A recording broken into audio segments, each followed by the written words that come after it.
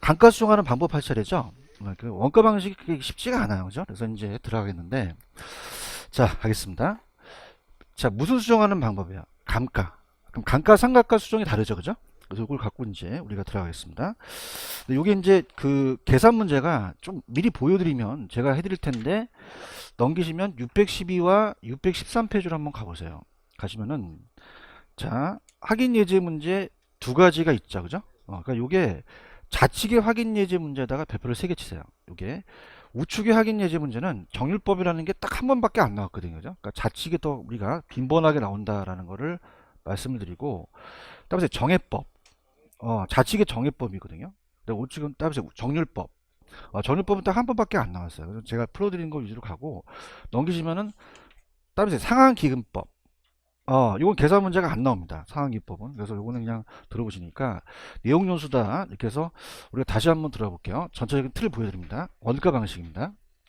자, 원가 방식에서 가격을 구하는 거예요. 원가 방식에서. 그래서 우리가 가액을 구하는 게 좀 전에 그냥 했어요. 원가법이었어요. 원가법. 그래서 우리가 쉽게 나온다면 우리가 이 산식이 나올 수 있어요. 그래서 재조달 원가에서 좀 전에 감가 누계액을 뺐죠. 감가 수정액이라고도 합니다. 감가 누계액 또 감가 수정액이라고 하고, 이 빼는 과정을 그냥요 감가 수정이라 그래요. 감가 수정. 그럼 아까 감가 수정을 할 때 이걸 가산했어요, 공제했어요? 공제했죠. 그러니까 적산가액이라는 게 시산가액이라는 얘기죠. 그래서 우리가 지금 무슨 수정하는 방법이죠? 감가 수정하는 방법이야. 그래서 감가 수정하는 방법이다. 자, 그래서 원래는 책에 보시게 되면 5가지가 있긴 해요. 그죠? 그래서 우리가 보통 우리가 어떻습니까? 내용 연수로 가는 게 원칙이고, 그러니까 내용 연수를 가지고 기준을 합니다. 내용 연수.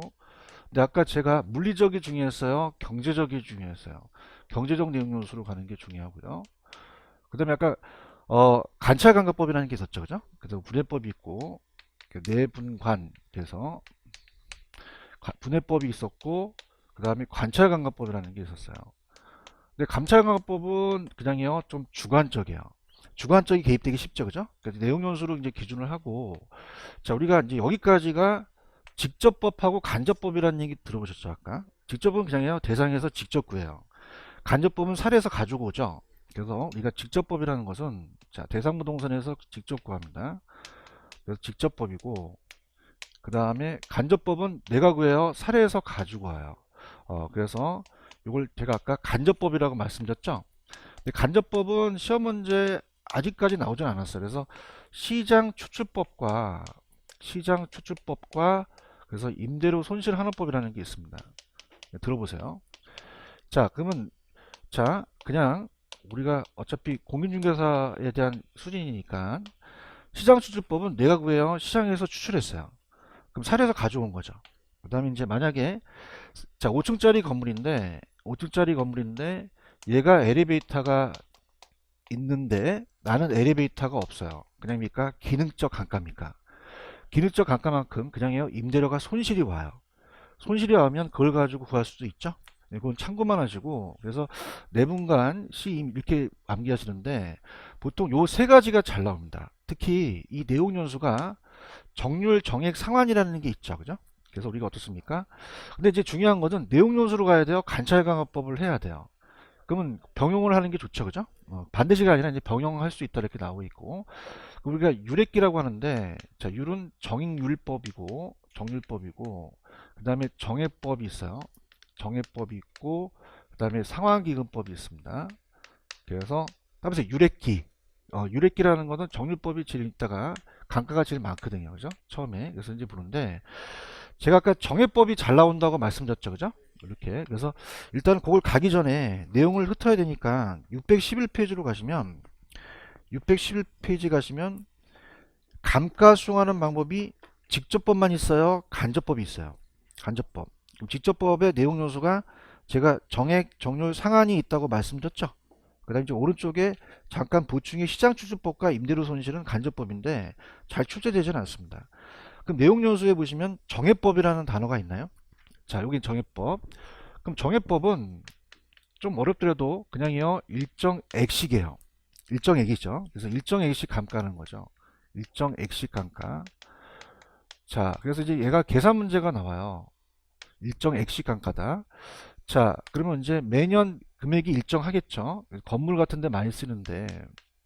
자, 아까 제가 물리적 내용 요소가 중요합니까? 경제적이 중요합니까? 그럼 물리적으로는 버틸 수 있죠, 아직까지는요. 그래서 그 잔존가를 빼줘야 돼요. 그래서 제 조달원가가 만약에 1억 2천만 원이다. 만 원은 뺄게요. 자, 그럼 어떻게 될까? 물리적으로 버틸 연수는 빼줘야 되죠. 그러니까 잔존 가격을 빼주거든요. 잔존 가격을 빼주면 2천만 원을 빼줘요. 그러면 1억이라는 감가총액이 있죠. 이걸 갖고 이제 감가랍니다. 그럼 감가 누계액을 구하려면 그냥 돼요. 매년 감가액을 알아야 돼요. 알아야 되죠. 그래서 매년 감가액 구해요. 매년 감가액은 아까 제도론가가 있었습니다. 그럼 제도론가에서 잔존 가격을 빼주겠죠. 그죠? 잔존 가격을. 그럼 예를 들어서 우리가 1억 2천에서 2천을 빼주게 되면 1억이 되죠. 감가 총액이 되고요. 그냥입니까? 내용연수로 나눠야 됩니까? 그럼 경제적 내용연수로 이제 평분하는데 경과연수가 있으면 잔존연수에 전체 내용연수가 있겠죠. 그죠? 그럼 만약에 2년이 지났어요. 8년이 남았어요. 합치면 몇 년이죠? 10년이죠. 그럼 1억에 10년이면 1000만원씩 1000만원씩이잖아요. 그죠? 1000만원씩. 그럼 1000만원씩이라는 거는 그냥입니까? 요건 일정 액식입니까? 일정 액식이에요. 그런가요? 근데 이제 감가 누계액을 구해야지만 적산 가격을 구할 수 있죠. 그죠? 그럼 감가 누계액이라는 것은 자, 지금 매년 1000만원씩 감가한다는 자체가 지금 몇 년 지났죠? 2년이 경과했죠. 그럼 경과년수가 2년이니까 2천만 원이 감가 누계액이 된다는 얘기예요. 이해 가셨나? 그럼 우리가 아까 요거 1억 2천이 제도론가였죠? 그럼 여기다가 1억 2천을 넣으면 자 얘는 그냥입니까? 아까 2천이었습니까? 그럼 얘가 1억이 된다는 거죠. 이해하셨죠? 자, 내용부터 갈게요. 계산은 제가 하고 갈게요. 밑에 파란색깔 갑니다. 정액법이란 매년 감가액이 그냥입니까? 일정합니까? 그러면 대상 물건의 가치가 매년 일정액만큼 감가된다는 건 아시겠죠? 그럼 감가총액이라는 건 제도론가에서 잔존가치를 빼주죠. 경쟁요소를 평분해서 나눠요. 그럼 일정한 감가액이 나오면 매년 감가액이 전 연수를 통해서 일정하기 때문에 똑같이 간다 해서 균등상가 또는 직선이라고 해서 이제 우리가 감가액이 1년이면 1000, 2년이면 2000 이렇게 가거든요. 그럼 이러한 정해법은 감가 누계액이 그냥입니까? 경과연수에 따라서 정비례합니까? 1년이면 1000, 2년이면 2000, 3년이면 3000이죠. 그죠? 그래서 초기 매년 감가액이 1억이고 경과연수가 2년이면 어떻게 1억이면 2억이 되겠죠. 여기까지 이해 가셨죠? 그러면 넘겨보세요. 넘기시면은 박스의 산정 방법을 이따 제가 계산 문제까지 해드리고 그건 이따가 제가 다 한 다음에 해드리겠고요. 그 다음에 C에 보시면은 기계역 건물이에요. 건물은 내용 요소가 좀 길죠. 그래서 사용횟수가 일정함으로 감가되는 금액으로 일정한다는 것으로 계산이 간편하지만이라는 게 나왔죠. 어떤 분이 그런 얘기해요. 어머 교수님 계산이 어려운데 왜 간편해는데 다른 법보다 간편하다는 거예요. 그러면은 얘는 그냥입니까? 장무상입니까? 그럼 실제와 감가가 일치한다, 일치하지 않는다? 감가 방향 병행하여 쓰인다 그랬죠? 그래서 관찰관법 등으로 병행해서 쓴다고 이제 우리가 감정평가를 해야 되는데, 자, 그럼 이건 그냥요 정액법이에요. 근데 넘겨보세요. 상한기금법이라는 게 있어요. 상한기금법부터 보여드리는 게 편해요. 상한기금법이라는 게 있나요? 자, 이걸 왜 얘랑 연결시키냐면, 상한기금법은 이자를 고려합니다. 뭘 고려한다? 자, 생각해 보세요.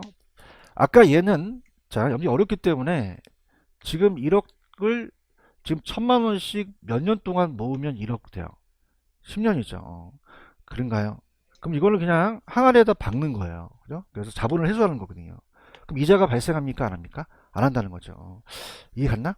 근데 이자가 나온다 안 나온다? 안 나와요. 고려 안 한 거죠. 그죠? 근데 상한기금법은 감채김계수라는 거 들어보셨죠? 감채김계수는 그냥입니까? 쪼개입니까? 만들기 위해서 분립해 나가죠? 그럼 이자를 고려하겠다는 거예요. 그럼 얘도 매년 감가액이 똑같아요. 그럼 매년 감가액이 똑같긴 똑같은데 아까 감가총액이라는 것이 아까 1억이었죠. 근데 얘는 만약에 950만 원씩 10년이면 원래 9,500만 원이 모아야 되잖아요. 근데 그냥입니까? 1억을 타갑니까? 뭐가 붙죠? 이자가 붙어요. 맞나요? 그래서 여기서 곱하는 게 따라서 감채기금 개수. 어, 감채기금과 상환기금과 유사한 거거든요. 그럼 감채기금 개수를 곱해서 얘는 1억을 모은다면 그냥입니까? 이자가 나옵니까? 그러면 정액과 정률 상환기법에서 이자 나왔다면 무조건 못 찍으셔야 돼요. 상환기법 주시면 돼요. 어렵지 않아요. 이해 갔나요? 그래서 우리가 보통 보세요. 얘는 950만 원씩 1000만 원씩 뛴다면 얘는 많이 뛰어요. 적게 감가해요. 그럼 나중에 많이 남을 수도 있죠. 그럼 아까 우리가 회계에서는 장부상이잖아요. 장부상이 많이 나오면 법인세를 더 내거든요. 그럼 회계에서는 이걸 안 씁니다. 그럼 회계에서는 쓴다 안 쓴다? 안 쓰고 감정평가에서만 사용해요. 광산이라는 얘기 들어보셨나요? 그럼 광산은 10년째 캐면 고갈될 수도 있죠. 그럼 나중에 이자를 고려해서 은행에 맡기자는 거죠. 그럼 광산 같은 데 쓰는 상환기법이니까 이거는 일반 회계에서 쓴다 안 쓴다? 안 쓴다. 그러면 이자 나왔다? 무조건 무슨 기법이다? 상환기법이에요. 이해하셨죠? 그죠? 그래서 공인중개사 시험 문제는 정률 정액 상환해서 이자 나오면 누구니? 그럼 누구 찍으시면 돼요? 상환기법 찍으시면 돼요. 그냥 얘기하세요. 여러분들이 그렇게 어려운 거 물어보질 않아요. 아시겠습니까? 그럼 내가 파란 색깔 갈까? 파란 색깔이 있어요? 여기가 그냥이야 이자가 들어가. 그래서 대상부동산의 내용연수 만료 시 감가누계액과 그에 대한 복리계산 이자 상당액이라는 게 있나? 그걸 포함해서 그러니까 950만 원씩 뛴다는 건 그냥이야 이자가 고려된다는 얘기죠. 그래서 이자 나왔다? 그럼 무조건 무슨 기급법? 상환기급법 주시면 돼요. 이해하셨습니까? 그래서 그 지문이 그대로 나왔었거든요. 그러면 얘는 어떻게 돼요? 그냥요 이자를 고려해요. 그럼 우리가 C에 가시면은 상환기법은 매년 감가액은 정액법보다 작죠. 근데 남아있는 적산가액이 많아질 수도 있잖아요. 그러면 세금을 더 많이 낼 수도 있죠. 그래서 조금 비현실적이라는 얘기죠. 이해하셨습니까? 자, 그럼 갈게요. 제가 무조건 이자 나왔다 그러면 무슨 기금법? 상환기금법. 그럼 내가 675페이지로 인도해 볼게요. 여러분들을 인도합니다. 13번 있어요? 감가 수정하는 방법에서 내용연수라는 게 있죠. 그다음에 정액법, 정률법, 상환기금법. 이자 여기서 그 상당액에 대한 그에 대한 복리계산의 이자 상당액이라는 게 나와요? 그 뭐죠? 어머 깜짝아. 그러면 정답이 2번이 정답이라는 거예요. 이해하셨죠? 그죠? 그냥 그렇게 가시면 돼요. 아시겠습니까? 그래서 우리가 그렇게 가서 이자를 포함시켜서 간다. 그럼 무슨 기금법이다? 상환기금법 주시면 돼요. 이걸 끝내버리세요. 아시겠죠? 그죠? 그럼 우리가 정률법이라는 게 이제 있어요. 정률법이 참 재밌는 건데 612페이지로 한번 가보세요. 612페이지로 가시면 정률법 있어요? 정률법. 정액이에요? 정률이에요? 그럼 금액이 아니죠, 그죠? 그래서 일정 율식 감가예요. 일정 율식 감가입니다. 매년 10%씩 감가다. 자, 그럼 금액을 키우면 여러분들이 많이 힘드니까 그냥 처음에 1000원이었다고 봐봐요. 그럼 여기서 처음에는 감가가 안 될 수도 있죠. 그럼 1년이 지나면 그냥입니까? 10%가 감가입니까? 감가하죠. 그러면 1000원에다가 곱하기 0점이라면 100원이죠. 강의 참여하셔야 돼요. 근데 그냥입니까? 감가가 됐습니까? 그러면 이제 어디에서 이제 이걸 빼야 돼요? 1000원에서 100원을 빼주셔야 돼요. 이걸 알아야 이따 계산 문제를 풀어요. 그런가요? 그럼 우리가 그러면 1000원에서 그럼 어떻을까? 여기다가 얼마를 빼든다? 100원을 빼서 그럼 얼마가 남는다? 900원 남죠. 여기까지 이해하셨어? 그럼 900원에다가 얼마를 곱해? 0.1 곱하면 90원이 되죠. 그러면 이걸 빼줘야 되지, 그지? 그럼 우리가 900원에서 90원을 빼면 810원이 남죠. 그럼 810원에다가 곱하기 0.1 하면 81원이 되죠. 810원에서 81원 빼면요. 여기까지 하겠습니다. 자, 그러면 이건 그냥 정률이에요. 정률이죠. 이해했을까? 감가액이 똑같아요? 달라요? 달라. 이게 나온단 말이에요. 아까는 감가액이 일정했어요. 근데 초기에 그냥입니까? 감가액이 많습니까? 많고 점점 줄어든다는 얘기죠. 이해하셨습니까? 그러니까 얘가 오히려 계산이 쉽게 나올 수도 있어요. 그죠? 그러니까 어떤 얘기냐? 자, 갑니다. 지금 요걸 계산 문제를 먼저 풀어준다는 게 되게 굉장히 모험인데, 보세요. 지금 어떨까? 적산가액을 구할 수 있죠. 그러면 제조달원가에다가 그냥 적지 말고 들어보세요. 1 마이너스 따보세요. 감가율 10%가 감가있죠, 그죠? 감가율입니다. 그럼 감가율이 10%라면 여기 10%면 0.1이잖아요. 그러면 어떻게 된다? 1에서 0.1이니까 0.9가 남죠. 그럼 10%를 감가했으니 90%가 남는다는 얘기예요. 이게 가야 되는데. 그럼 이게 잔가율이에요. 무슨 일이다? 그럼 잔가율에다가 여기다 경간연수를 하거든요. 1년이면 1승, 2년이면 2승을 한다는 거예요. 맞나요? 그럼 자, 가볼게요. 지금 여기서 여러분들 이게 10%죠? 그럼 1년 지나갔으니까 그냥요 10%가 날라갔어요. 같이 가야 돼요. 90%가 남았잖아요. 900원이죠. 그죠? 그럼 또 90%가 또 되겠죠? 그럼 거기 90%를 1000원에서 해야 돼요? 900원에서 해야 돼요? 900원에서 또 해서 그 승을 한다는 거야. 이게 가야 되는데. 그럼 2년이면 2승을 한다는 거예요. 그럼 따서 99 곱하면 얼마냐고 820원이 되는 거죠. 알겠어요? 그래서 아까 그러면 우리가 요거 그럼 이게 알겠어요? 지금 분위기 안 좋아. 알겠어요? 그러면 문제가 613페이지로 한번 가보세요. 613페이지 가시면은 확인 예제 문제 하나 있어요? 이게 정류법이 처음 나왔어요. 지금 우리 시험 문제. 원가법에 의한 공장 건물의 적산가액이라는 단어가 있나? 자, 지금 신축 공사비가 얼마야? 8천만 원이죠. 근데 준공 시점인데 기준 시점으로 가야 되죠. 제가 아까 9월 30일은 똑같이 내는데 앞대가리가 틀리지. 몇 년 지났어? 2년 지났다는 거예요. 근데 이게 변동률이 아니라 밑에 보세요. 따라서 지수라는 자체 있어요? 그러면 2015년에 9월에 100이고 2017년에 9월에 125라고 돼 있나? 그럼 우리가 자, 요 2017년 9월 달이라는 게 있죠? 요 기준 시점이 올라가요. 무슨 시점 올라간다? 그 기준점이 얼마죠? 125예요. 그럼 100이죠? 그럼 1.25배 뛰었다는 거예요. 저 봐요. 주가 지수 알아요? 코스피 알아요? 알아야 할 텐데. 이 코스피가 우리나라에 1980년대에 처음 등장했어요. 그럼 그냥입니까? 그게 100입니까? 그럼 2000포인트라는 건 20배 올라갔다는 거죠. 네? 그럼 건축됐던 게 2015년이라는 거죠. 그게 얼마였어요? 100이면 지금 125죠? 그럼 몇 점 몇? 1.525배 뛰었다는 거예요. 맞나요?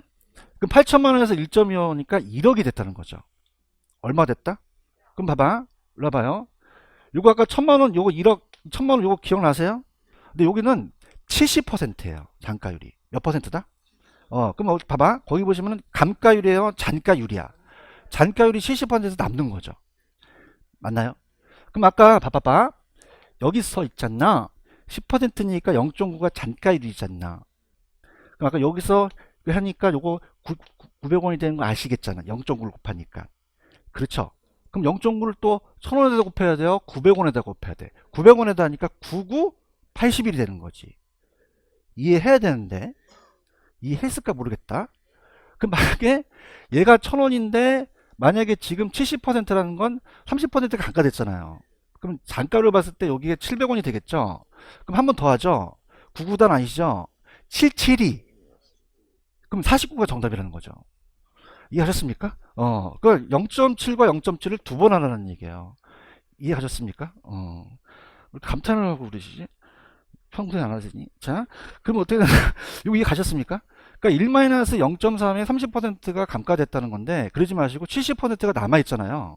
그러면 제가 아까 900원에다가 다시 9981을 했잖아요. 그렇죠? 그럼 70%니까 700원이 되겠죠. 만약에 1000원이었을 때. 그럼 77이 49가 되겠죠. 근데 여기선 1000원이에요. 재원가가 1억이에요. 1억이니까 4,900만 원이 정답이 되겠죠. 분위기가 안 좋다는 거죠. 무슨 말씀인지 아시겠어요? 그러니까 아까 요 원리예요. 일로 와봐요. 아까 10%가 감가됐죠? 그냥입니까? 90%가 남았습니까? 그럼 1000원에다가 0.9 하니까 900원이 됐잖아요. 대답해야 나 다음 가요. 여기서 또 90%죠? 1000원에다가 해야 돼요? 900원에다가 해야 돼요? 99, 81로 가는 것이죠. 맞습니까? 마찬가지로 70%니까 700원이라면 77이 49로 가서 4,900이 된다는 거예요. 이해 갔나요? 그래서 아까 1 감가율의 내용 연수를 이거 암기하지 마시고 이해를 하셔야 돼요. 이해하셨죠? 그죠? 근데 이거는 한 번 나왔기 때문에 또 나올 가능성은 좀 적은 문제예요. 그죠? 근데 나와야 되는 게 좋은 게 772. 그럼 나중엔 99, 81이 나오겠죠. 이게 예상이에요. 그죠? 그러니까 어떤 시기가 있는지 다음 문제도 좀 느낌이 와요. 그죠? 그럼 요건 70% 된다, 나중에 90% 된다? 90%될 가능성이 커요. 아시겠습니까? 근데 자주 출제돼요? 자주 출제되진 않아요. 그래서 장기로 가실 분 좀 생각해 보셔야지. 지금 28회니까 한 5년 정도 지나서 나오지 않을까 하는 생각을 합니다. 이해하셨습니까? 그럼 정률법이라는 거 이해 가셨어요? 그럼 정률법이 보세요. 그럼 초기에 그냥입니까? 감가가 제일 높습니까? 높죠. 그러니까 초기에 많이 감가라는 얘기예요. 이해해야 되는데? 그럼 우리가 건설기 같은 경우는 기계 같은 경우는 초기에 감가 확 3년 지나면 반값이 뚝 떨어지잖아요. 건물이 3년 지났는데 반값도 뚝 떨어지는 건물 봤어요? 나 좀 소개시켜줘. 나 건물 사게.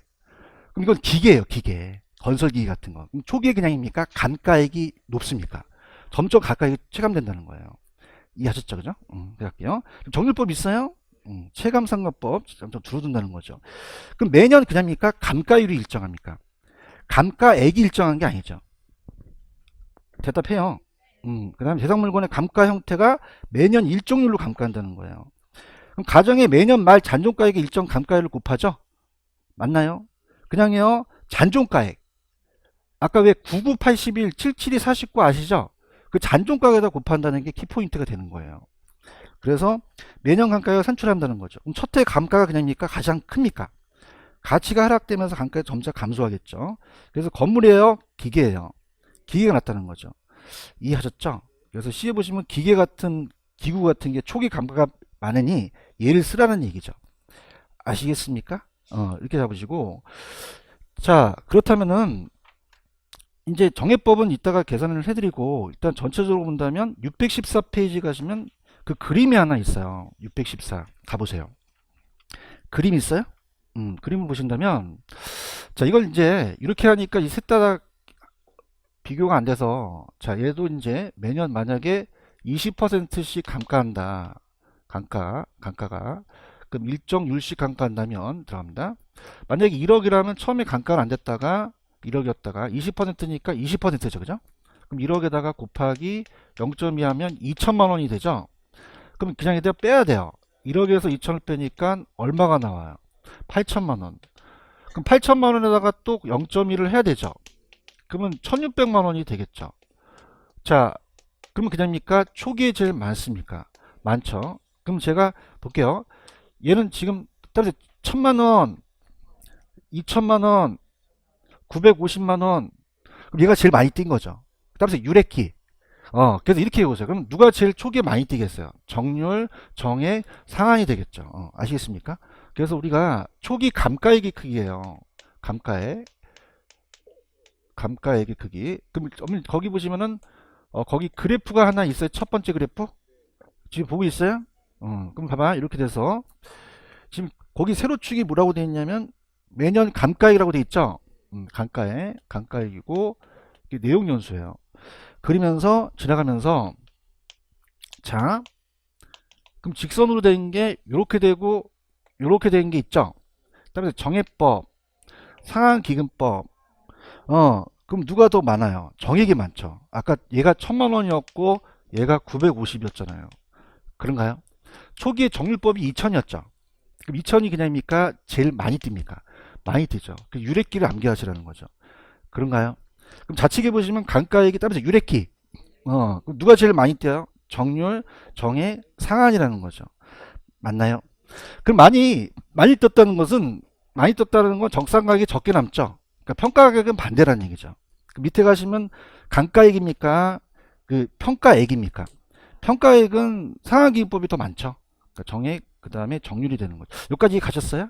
그러면 자, 그 유명한 정해법에 대한 계산 문제를 한번 풀어볼게요. 612페이지 가시면은 이거 반드시 풀어야 됩니다. 자, 612페이지 가시면 제가 확인 예제 문제에 별표 3개 쳤죠. 이게 유력해요. 정률법은 아까 77이 49 했었죠. 그죠? 그래서 내가 또 강의했었고 이거는 좀 그렇고 정해법이 잘 나온다는 거예요. 여러분 생각하실 때 기계를 많이 평가하겠어요? 건물을 많이 평가하겠어요? 그러니까 요 확인 예제 문제가 나온단 말이에요. 이해가셨죠? 그럼 제가 해드릴 테니까 하나 읽거나 보세요. 어떤 문제인지. 그래 좀 나보지 말고 읽어놔. 뭐 어떤 문제인지. 감가 수정액이라는 게 있죠. 누계액을 구하는 거래. 한번 읽어보세요.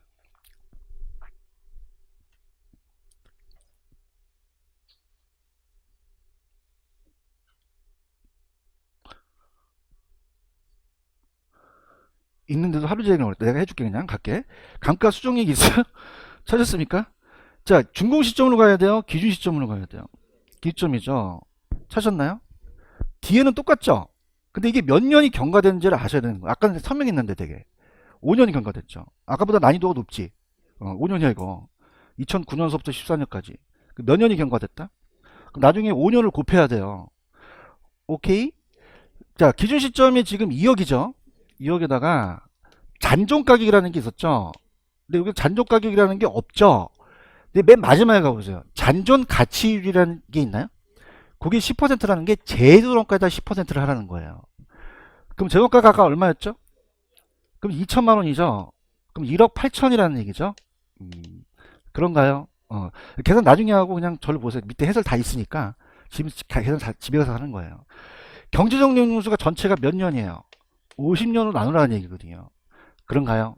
그럼 매년 감가액이 나오겠죠. 그 매년 감가액이 커닝하세요. 얼마 나왔어요? 커닝도 못한다는 건 이 해설도 모르겠다는 거죠. 360만 원이 나옵니다. 찾았습니까? 일단 360만 원에다가 지금 경과연수가 몇 년이 경과됐죠? 그런가요? 그럼 5년을 곱해주면 되잖아. 그럼 그냥 해설 봐. 얼마 나와? 해설 그냥 해설 봐. 해설이 없으니까. 1800이 나오죠. 맞습니까? 그럼 1800만 원을 빼라는 얘기예요. 이해 가셨나? 그럼 제돈가가 지금 얼마죠? 그러니까 여기 1800이 정답이죠. 그럼 정답은 2번이 정답이죠. 그런가요? 그런데 만약에 적산가액을 구하라고 할 수 있잖아요. 그럼 2억에서 1800만 원을 빼야죠. 여기까지가 계산 문제가 배정이 돼요. 아시겠죠? 여기까지. 정답 몇 번? 2번. 이제 귀찮다. 계산 다 끝났다. 이제 다 끝났고, 그 다음에 614페이지로 가보세요. 가시면, 밑에 가시면 내용연수에 대한 조정이라는 단어가 있나요? 자, 이렇게 볼게요. 아까 관찰감가법이라는 거 아시죠? 장부와 실제 나가 똑같아요? 다를 수도 있어요. 다를 수도 있어서 감정표가 조정할 수도 있다는 거예요. 그럼 맨 밑에 가봐. 실제 유효 이런 게 있죠? 찾았나? 그래서 우리가 물론 뭐 사람은 내용연수가 있다는 얘기는 안 하지만 80세까지가 이제 내용연수라고 봐봐. 80년이야 내용연수가. 그럼 그냥이야 지나온 연수가 있어. 갑순이가 지금 30살이야. 30살. 그럼 그냥이야 경과연수야. 그럼 실제 경과연수라는 거죠. 맞나요? 건물이 실제 경과연수. 그럼 남아있는 잔존연수는 얼마일까? 이건 해야 돼 이거. 50이죠 그죠? 기본이야. 그죠? 50이죠.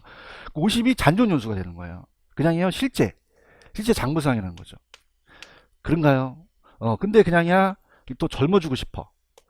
그럼 그냥에 성형을 해야 돼. 성형을 하거나 건물도 관리를 해야 되잖아요. 맞아요? 그럼 여러분들은 지금 30세다. 그럼 몇 세를 원하세요?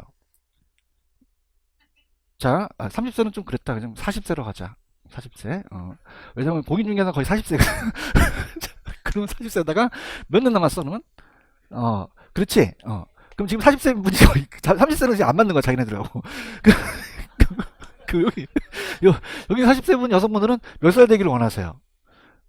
20세는 그건 도둑이고, 그죠? 누가 20세를 원해? 그냥 30세로 가자. 그러면 30세를 만들어주세요. 할 수 있잖아. 그냥야 이 관리를 해야 돼. 그냥야 성형을 해. 유지관리비가 들어가죠. 그럼 건물도 그냥이야 어떻습니까? 수선을 해. 수선하잖아요. 얘기해봐요. 그럼 그냥이야 더 젊어지려고 그래. 그럼 다 고치잖아. 이해했어? 그럼 그냥이야 이게 짧아지죠. 그럼 따라서 조종형 내운수가 돼요. 그걸 유효라 그래요. 뭐라고 한다? 유효. 그러면 유효에 대한 경과연수가 길어지겠어요? 경과연수가 짧아지겠어요? 짧아지죠. 조종하면. 이거 이해만 하면 돼. 이해 갔지? 그럼 어떻게 돼? 남아있는 잔존연수에 대한 유효가 더 길어지겠죠. 이게 조종한다는 거예요. 이해 가셨죠? 근데 심각하게 생각하지 마세요. 그냥 안 나오니까. 그냥이야 조종할 수도 있어. 그렇죠. 그래서 건물을 조종해서 그렇게 간다는 얘기죠. 이해 가셨죠? 그죠? 편하게 들어, 편하게. 이해 갔어요? 그럼 오른쪽에 이제 핵심 콕콕 있어요. 콕콕 콕콕 찍어볼게. 정액은 그냥이야 일정 액식이야. 건물이죠. 강가 누기 경관연수에 따라서 그냥이야 정비례. 1000, 2000, 3000 이렇게 가잖아. 계산 용이하지. 그럴 거 아니야. 어머 교수님 아까 1800은 어려운. 그게 아니라 옆에 있는 것보다 용이하다고. 아시겠죠? 그죠? 그러면 정률법은 기계잖아요. 첫해 가장 많고 시간의 가수로 감가하고 체감합니다. 초기에 많이 감가하죠. 안전하게 자본회수하고. 상한기법은 제가 회계에서 쓴다 그랬어요, 안 쓴다 그랬어요? 감정평가서만 써요. 광산에서만. 이해하셨죠? 그죠? 그래서 제가 그 프로그램도 옛날에 돌려봤고 더존 프로그램 같은 게 있어요. 회계. 그럼 거기는 상한이 있다 없다? 없어요. 정액과 정률만 돌립니다. 그럼 광산은 어떻죠? 아까 950만 원씩 뛰었죠. 그럼 정액보다 많다 적다? 적다. 남아있는 가액이 크겠죠. 그러니까 연간 감가액이 아주 적고 감정평가액은 타 항목보다 큰 편이라는 거죠. 이해하셨습니까? 그럼 셋 중에서 이자 나오면 뭐야? 뭐 깜짝아 잘한다. 일정 액식은 일정 율식은 절대 안 물어봅니다. 그걸요. 왜냐면 글씨가 있기 때문에. 그럼 뭘 물어보냐? 정액은 그냥요 감가액이 일정해요. 정률법은 감가액이 일정하다 다르다? 달라요. 초기에 감가액이 크다는 거죠. 맞아요? 그 머릿속에 두시고 문제를 갈게요. 페이지 617페이지로 가보세요. 가시면 아까 제가 몇 개를 이렇게 잡아드렸죠? 그럼 옳은 걸 이제 찾아보세요. 옳은 걸 이제 찾을 기회가 다 있어요.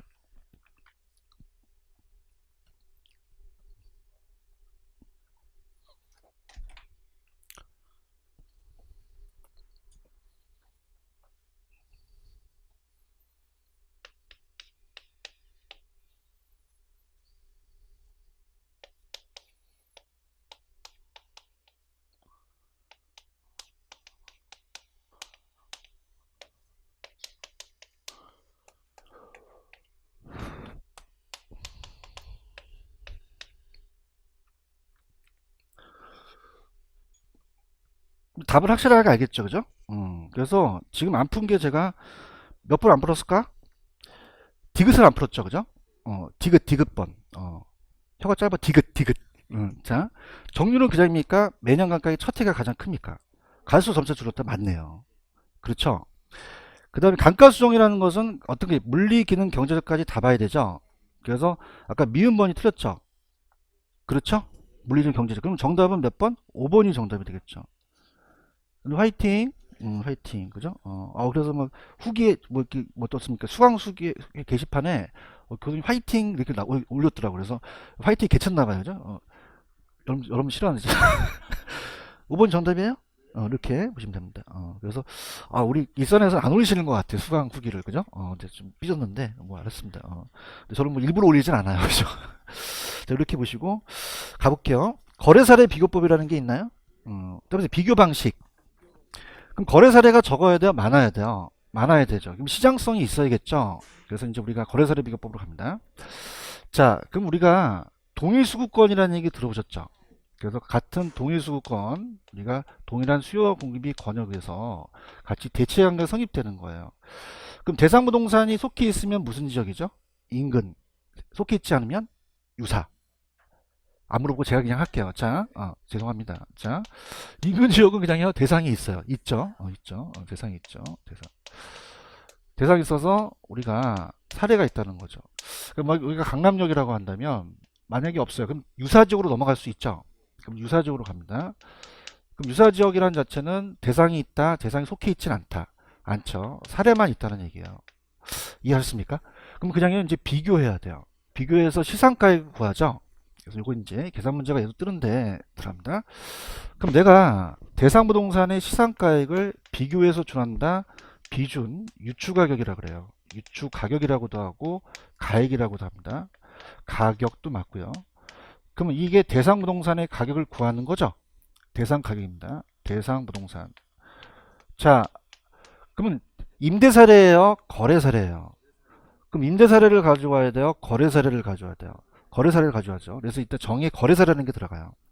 그래서 거래사례를 가지고 와서, 그러면 과거에 그냥 됐어요, 거래됐어요? 거래된 사례죠, 그죠? 그럼 우리가 1년 전에 사례 부동산이 있습니다. 그러면 사례 부동산이 1년 전에 1억이라면, 자, 만약에 형이 동생 같은 넘기면 좀 싸게 넘길 수 있죠. 그럼 특수한 사정이 개입될 수도 있죠. 자, 그걸 고치는 게 밑에 산식을 가시면은 따라서 사정 보정, 사정 보정이라는 거예요. 그럼 특수한 사정이 있으면 그냥이 돼요. 이걸 고쳐야 돼요. 고치는 게 사정 보정이라는 말을 써요. 지금 보고 있어요? 사정 보정이라는 말을 쓰고, 그 다음에 1년 전은 그냥입니까? 시점이 다릅니까? 그럼 시점을 수정해야겠죠. 그 시점 수정이라고 얘기하고요. 세부적인 건 이따 갈 거예요. 그 다음에 유사지역은 그냥요 대상문에 속해 있지가 않아요. 그럼 지역이 똑같아요? 달라요? 자, 그럼 얘가 유사지역이 만약에 역삼역이라고 한다면, 자, 강남역이 또 사람들이 많잖아요. 그럼 여기 가서 상권이 또 좋은 거 아니에요? 그럼 그다음입니까? 지역이 다릅니까? 그럼 지역 요인을 비교해야 된다는 거죠. 맞나요? 그럼 지역 요인을 비교하고 또 개별적인 요인도 다를 수도 있죠. 지역 요인 비교, 개별 요인 비교, 지역 요인 비교, 또 개별 요인 비교예요. 자, 면적도 같아요? 다를 수도 있어요. 다를 수 있죠. 그래서 면적까지도 우리가 작업을 합니다. 자, 그래서 면적까지도 곱해야 돼요. 그래서 자, 지금 거기 면적도 나왔나? 안 나왔죠. 면적. 가치 형성 요인이라고 돼 있죠. 이번 이제 이게 계산이 아니라 이 규칙에 나와 있는 정의로 가는 거거든요. 이게 왜 지역 요인과 개별 요인이 제가 형이 일찍게 형성 요인이라는 게 있었죠. 일반적, 지역적, 개별적 요인이 있잖아요. 그죠? 이걸 가치 형성 요인이라고 그래요. 무슨 요인이라고 한다? 가치 형성 요인. 그래서 우리가 가치 형성 요인을 비교한다 그래요. 근데 우리가 계산 문제는 이걸로 가야 돼. 그래서 사시지계면, 사시지계면으로 가야 됩니다. 자, 그럼 가볼게요. 일단은 여기는 그냥이 돼요. 거래 사례가 들어가야 돼요. 그 다음에 사정보정이라는 게 들어가야 되죠. 그 다음에 시점 수정이 들어가고요. 그 다음에 지역 요인과 개별 요인 제가 무슨 형성 요인이라고 그랬어요. 가치 형성 요인이 들어가죠. 여기 이제 뒤에 들어가고 임대료입니까? 가액입니까? 가액. 여기 나머지 A, B, C, D, E로 들어가는 거죠. 그럼 요게 딱딱 들어가야겠죠? 펜 들어보세요. 거기 파란 색깔이 있어요? 제가 요 동그라미 친 데 치세요. 대상 물건과 가치 형성 요인이 같거나 비슷한 물건의 거래 사례라는 단어가 있어요? 임대 사례예요? 거래 사례예요? 임대 사례는 임대 사례 비교법이에요. 그 다음에 비교하여 대상 물건 현황에 맞게 사정 보정이라는 단어가 있어요? 요게 가로쳐서 나왔었어요. 사정 보정. 그 다음에 무슨 수정? 시점 수정. 그 다음에 지역 요인과 개별 요인을 합쳐서 가치 형성 요인 비교라고 하죠. 그 다음에 임대료입니까? 가액입니까? 가액이다. 이렇게 가시면 돼요. 이해 가셨죠? 넘기세요. 넘기시면은 거래 사례가 적어야 돼요. 거래 사례가 많아야 돼요. 많으려면은 어떻게 됩니까? 자동차 많죠? 아파트, 주택, 동산. 제가 과자는 산도가 맛있죠? 과가 뭐야? 야매만 알아, 야매만. 과자는 산도가 맛있잖아. 과가, 자가, 산, 살림이지. 없으니까 모르겠지. 살림이야, 살림. 그죠? 살림하고 자동차라는 거죠. 이해하셨죠? 그죠? 상장에 들어가면 다 거래 사례거든요. 그럼 특징에 보시면은 실제 매매 거래된 사례 부동산을 기준으로 평가하기 때문에 현실성이 있죠. 그래서 실질적이고 남들한테 설득할 수가 있잖아요. 그죠? 지금 나와 있는 거니까. 그런가요? 그 다음에 시장성이 없는 공공용 부동산 등의 물건에 적용하기가 좀 곤란하겠죠. 근데 중요한 거는 니은번에다 배포쳐 보세요. 자, 그럼 봐봐. 이 사례라는 것이 그냥요 과거의 거래 사례예요. 지금 경기가 안 좋잖아, 부동산이. 근데 과거는 한 2년 전에는 호황이 있을 수 있잖아. 근데 지금 불황이잖아. 그럼 신뢰성이 좀 떨어진다는 얘기예요. 그래서 지금 보고 있어요? 그래서 요게 나왔었어, 시험 문제. 그 호황이나 불황기의 매매에는 신뢰도가 그냥이다 떨어진다. 적용하기가 좀 곤란하죠. 그다음에 사시지계면이라는 것이 굉장히 그냥입니까? 좀 주관입니까? 경험이 좀 많이 적용하므로 과학적이다, 비과학적이다? 가격 편차가 좀 큰 편이죠. 무슨 말 아시겠어요? 그러면 거기 옆에도 있지만 10번을 한번 풀어보세요. 오늘 OX 10번, OX 문제 10번.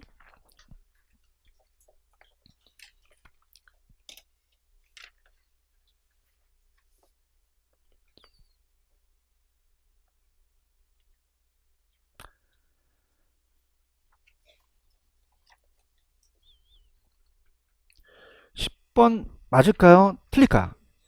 틀리죠, 그죠? 좀 전에 제가 시장성은 맞아요. 근데 과도한 호황과 불황이 매우 유용하다? 아니죠. 어떻습니까? 좀 극심한 경우 유용성이 떨어지겠죠. 이거 이해 가시겠어? 그래서 거래사례 비교법을 우리나라가 많이 써요. 그렇기 때문에 거래사례 비교법에 장단점이 나올 가능성이 높습니다. 아시겠죠? 꼭 체크하시고요. 그 다음에 이제 밑에 가시면은 이번에 거래사례에 대한 선택 기준이라는 게 있나요? 자, 거래사례를 선택하는 기준이 있대요. 이제 뭐가 나왔었냐면 사전 보종이 나왔었어요. 그러면 첫 번째 제목이 사전 보종의 가능성이라는 단어가 있어요. 그 사전 보종이 그냥이 돼요. 가능해야 돼요. 자, 뭐냐? 밑에 가시면은 대표성이 없는 매매 사례라는 게 있죠. 공적 기관이라든지 당사자, 형이 동생한테 넘겼다든지 이런 거. 이런 건 대표성이 있어요, 없어요? 없으면 사례로 선택하면 안 되죠. 근데 보세요. 자, 이런 걸 사례로 선택하지 못한다면 사례 선택하는 범위가 축소되잖아요. 그럼 사례를 그냥 좀 넓혀야 돼요. 그럼 감정평가사가 안 필요하겠어요? 필요하겠어요? 그럼 이걸 사정보종을 해야겠죠.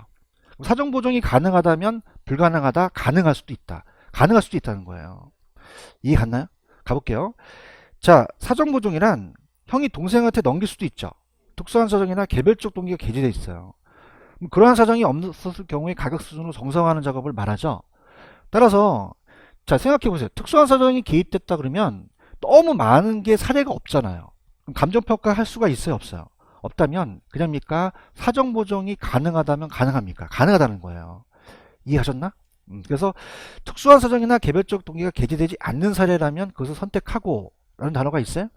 근데 이따가 볼 때 미리 가르쳐 드리겠지만 예전에 기출된 게, 자, 시험 문제가 만약에, 자, 지금은 그렇게 끊었죠.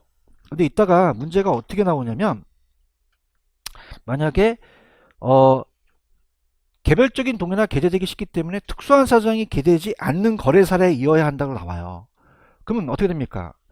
그럼 거래 사례가 특수한 사정이 있으면 하지 못한다는 가정이거든요. 근데 그냥 할 수도 있어요. 찾으셨어요? 그렇지 못할 경우는 정상적인 사례 보정이 가능하다고 해야 한다. 찾았죠, 그죠? 할 수도 있다는 얘기예요. 그럼 빨리 식기 전에 프린트 가셔서 9번을 한번 보세요. 맞나 틀리나?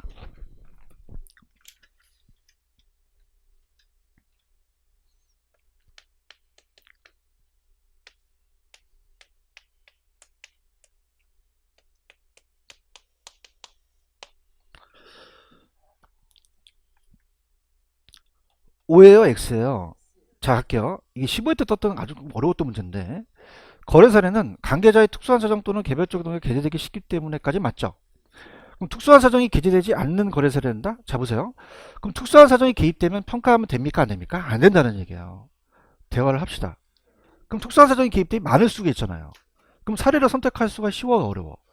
그러면 사정 보정이 가능하다면 선택할 수도 있다라고 하셔야 돼요. 그런가요? 오늘 해설은 다 받으셨어요? 그럼 해설로 가보세요. 해설로 가셔서 해설을 가면은 그렇구나 느낌이 와요. 오늘 안 올 수도 있지만 9번 해설이 있어요?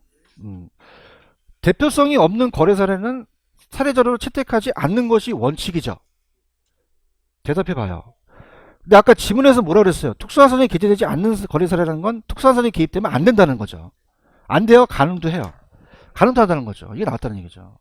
그럼 아까 지문은 특수한 사정이 개입되면 무조건 안 된다는 얘기거든요. 그런가요? 그러면 어떻게 돼요? 감정평가사가 필요하죠? 평가사가 지금 보고 있어요? 사정보정이 가능하다면 채택할 수도 있다라고 고치셔야 된다는 거죠. 체크하셨습니까? 얘가 유력하다고 봐야 돼요. 여기에서는. 그죠? 이렇게 보시면 되고, 여기까지 가셨어요. 그 다음에, 자, 교재를 가셔서 619페이지, 거기 보시면 뭐라고 되어 있냐면, 시점 수용의 가능성이라고 있죠? 자, 봐봐요. 여러분들, 시간적으로 그냥 돼요. 유사해야 돼요. 2년 전이나 1년 전 거는 유사하죠. 근데 50년 전 거는 쓰지 말라는 얘기죠. 그래서 시점 수정이란 거래 사례의 거래 시점. 자, 따라서 거래 시점. 그럼 얘가 1년 전에 2년 전에 그냥이야 거래 시점이야. 거래 시점이고, 그다음 항상 감정 평가는 기준 시점으로 매겨야겠죠. 기준 시점으로 돌려오는 거죠. 자, 그러면은 사례의 거래 시점과 대상의 기준 시점이 그냥 시간적으로 유사해야 돼. 지금 보고 있어요? 시간적 불일치가 있고 1년 전이라고 해도 이 집가 변동 차이가 있을 때 사례가 가격을 기준 시점의 수준으로 이제 수정하는 작업을 따라서 시점 수정, 이따가 할 건데 중요한 건 뭐냐? 거기 파란 색깔 있죠? 그래서 이제 시점 수정에 어떻습니까? 기시점에서 유사한 거래사이거나 최근의 거래사일수록 시점 수정에 효과가 있다고 나와 있죠? 너무 이게 편차가 벗어나면 돼요, 안 돼요? 안 된다는 거죠. 시간적으로 유사해야지만 가능할 수 있다는 거죠. 이해 갔나요? 그 다음 밑에 가시면 가치 형성 요인이 지역 요인 비교와 개별 요인 비교라는 게 있어요. 지역 요인 비교는 위치가 유사해야 된다는 얘기예요. 위치 유사성. 그러면 여러분들 우리 학원 건물을 평가할 때 저기 마산이나 울산에서 갖고 오면 돼요, 안 돼요? 전말이에요? 그럼 가까이 있어야 돼요? 동일수권 안에 있어야 돼요? 그게 키포인트예요. 그래서 아마 거기 보시면 지역 요인 비교 가능이라는 게 있나요? 그래서 거래사례비법 항상 대체 원칙을 공부하기 때문에 무슨 수급권 내에 있어야 된다. 동일수권 내에 있는 거 선택하지 다른 거 선택한다면 안 된다는 거죠. 그럼 그냥 이제 위치가 유사해야 돼. 그러면 지역 요인 비교가 가능하다는 얘기죠. 이해 가셨어? 그 다음 밑에 개별 요인 비교 가능성이라는 게 있어요. 그럼 개별 요인에 대한 비교 가능성은 자 물적 유사성이라는 게 있죠. 그러니까 물적으로 비슷해야 된다는 거예요. 자, 사례가 석조 건물인데 대상이 목조 건물이면 돼요, 안 돼요? 안 되죠. 대상 물건과 물적 사항이 동일하고 유사해야 된다는 거죠. 이해 가셨죠? 그런데 밑에 더 알아보기 보시면 따라서 배분법, 배분법이라는 게 있어요. 자, 이게 뭐냐면 자, 여러분 봐봐요. 아까 문제에서 특수한 사정이 개입되면 사료 선택하지 못합니까? 선택할 수도 있습니까? 얘기 좀 해봐요. 그럼 사례를 좁히자는 거예요? 사례를 넓히자는 거예요? 그거랑 똑같은 거예요, 배분법도. 원래는 똑같이 않으면 사례를 선택할 수가 없죠? 근데 이건 배분법은 선택할 수도 있다는 건데, 들어보세요. 따라서 배분법, 배분법은 일단 내가 비교하려면 그냥입니까? 사례를 알아야 됩니까? 알아야 되죠. 그래서 사례 가격을 구하는 방법이에요. 사례 가격을 구하는 방법입니다. 또는 사례 자료를 구하는 방법, 가격을 구합니다. 자, 복합부동산이라는 얘기 들어보셨죠? 뭐가 결합되어 있어요? 토지하고 건물. 그런가요? 그럼 토지만 있어요? 건물도 있어요? 둘 다 있죠, 그죠? 그러면 이제 사례부동산이 복합부동산이라고 봐봐요. 사례부동산이 복합부동산이다. 그럼 복합부동산의 사례는 그냥입니까? 건물과 토지가 다 있습니까? 그렇죠?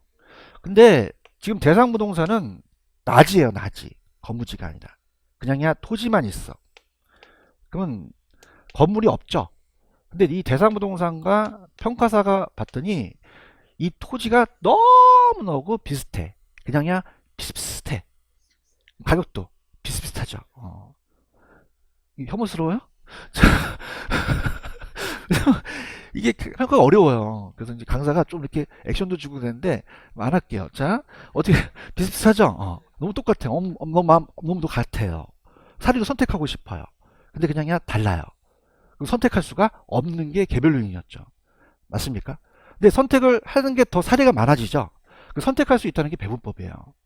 그럼 그냥입니까? 사례 가격을 구합니까? 그럼 비교할 수 있다는 거죠. 그럼 그냥이야 토지만 같아. 같으면 다른 걸 빼서 가자는 얘기죠. 이해 가셨어요? 그럼 갈게요. 너무 잘 따라서 내가 눈물 나려고 그래요. 갈게요. 얘가 1억이에 1억. 그럼 얘가 1억이 아니죠. 건물을 빼도 되잖아요. 되게 쉬워요. 건물이 6천만 원이에요. 그럼 얘가 얼마야? 그러면서 공제 방식. 이게 공제 방식이에요. 빼있으니까. 이해하셨죠? 그럼 4천원 아니면 얘도 구할 수가 있는 거죠. 그럼 사례를 선택할 수도 있다는 거예요. 사례 폭을 더 넓히는 거예요. 맞아요? 그런데 얘를 모르고 가격에 대한 구성 비율을 알아요. 따라서 비율 30%. 그럼 얘는 몇 퍼센트? 100에서 30 빼면 돼요. 70%. 그럼 30%죠? 그럼 얘는 3천만 원이 될 수도 있다는 거죠. 이해했습니까? 따라서 비율 방식 두 가지가 있어요. 체크하셨죠? 그래서 그냥 빼면 무슨 방식? 30%, 70% 하면 비율 방식이라는 거죠. 그렇게 가지고 그냥 배분법의 내용만 잡으세요. 배분법이라는 게 있어요. 자, 사례부동산이 대상부동산과 그냥입니까? 같은 유형입니까? 토지만 같았죠? 포함한 복합부동산을 구성했을 때 거래 가격 총액 중에서 대상부동산의 다른 유형의 부분을 그냥 제외했어요. 건물 빼고 토지만 남았잖아요. 같은 유형만 가지고 사례자료를 채택하는 방법을 얘기하죠. 찾았습니까? 그러면 사례로 선택할 수 없다, 선택할 수도 있다. 있다라는 얘기예요. 이해하셨죠? 그래서 위에 보시면 동그라미 2번에 니은번 있죠? 내가 하라는 것만 해요. 그냥 니은번 있어요? 그럼 사례가 복합부동산이고 대상이 낮이라 해도 다르더라도 다른 부분을 제외하고 동유형 부분만 사례로 선택할 수 없다, 있다. 있다. 이게 무슨 법이다? 배분법이다. 이제 그렇게만 가져가세요. 아시겠죠? 그죠? 그 외에는 안 물어볼 거예요. 이해하셨죠? 그죠? 이해 갔어요? 네, 이렇게 보시면 됩니다. 그래서 넘겨보세요. 이제 사정보정이라는 게 나오는데, 그러면 이제 좀 들어가는 건 좀 그렇고, 계산 방식도 있으니까, 자, 618페이지와 619페이지를 봤을 때, 자, 우리나라가 지금 가장 많이 쓰이는 게 그냥입니까? 비교 방식입니까? 그럼 아까 호황과 불황기에는 신뢰도가 떨어짐으로 적용하기가 곤란하죠. 유용한 게 아니에요. 맞습니까? 그 다음에 가장 그냥요, 설득력이 있어요. 남한테 설득할 수가 있죠. 그래서 비교 방식을 우리나라가 많이 쓴다는 거죠. 그럼 가장 설득력이 있는 게 원가예요, 수익이에요, 비교예요. 남한테 설득할 수 있잖아. 예를 들어서 봐봐. 갑이라는 애가 밥순인데 28살이에요. 결혼을 해야 되는데 안 가고 있는데 엄마가 있는데, 야, 너 남자친구를 데리고 와봐. 남자친구를 데리고 왔어요. 근데 을돌인데 나이가 47세예요. 그 다음에 얼굴도 되게 못생겼고 백수예요. 그럼 그냥이야 반대. 그냥이야 삼방식으로 반대. 삼방식으로 어떻게 하냐면, 야, 내가 너한테 지금까지 얼마 들었는지 알아? 다음에 얼마 들었는지 알아? 원가 방식. 무슨 방식? 설득력이 있어 없어?